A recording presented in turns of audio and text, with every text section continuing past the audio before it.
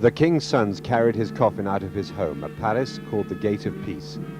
Jordanian officers took over. Queen Noor, the king's widow, and the women of the royal family had a last look.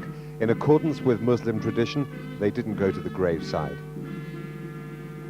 Jordanians came to line the streets of their capital.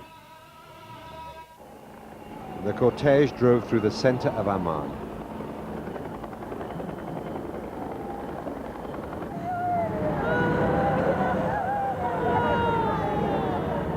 King Hussein held their country together for 47 years. He dominated their lives.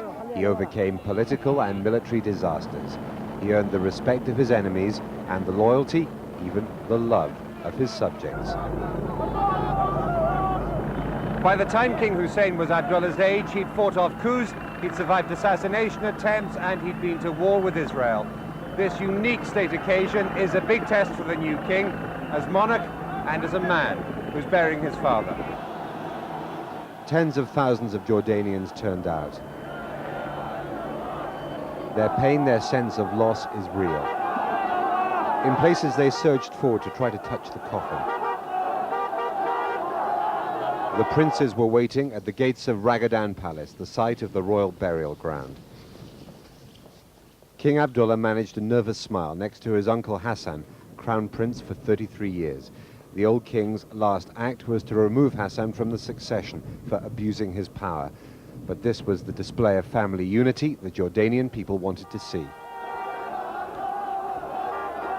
Outside, the procession was approaching the palace, and the mourners almost overtook it as it went through the gates.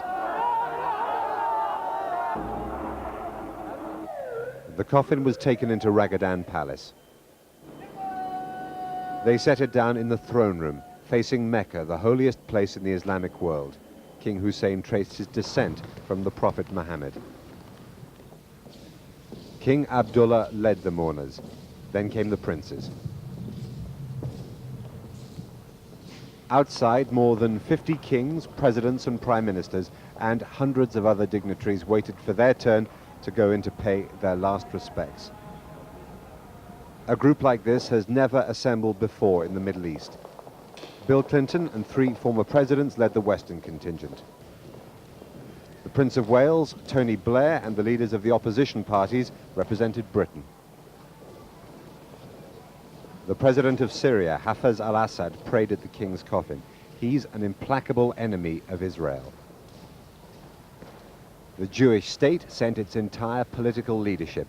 Hussein forgave Israel for taking East Jerusalem and the West Bank from Jordan in the 1967 war, and he became their only real friend in the Arab world. Leah Rabin, the widow of the Israeli leader who was assassinated by a Jewish extremist for trying to make peace, paid her tribute. We don't have a king, and we have adopted him to be our king. President Boris Yeltsin came from Russia against the advice of his doctors. He left before the end to get medical help, then to fly home.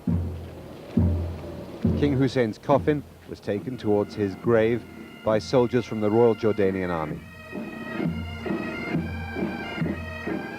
The parade might have pleased the British drill instructors who taught Hussein how to be a soldier when he was a young man at the military academy at Sandhurst.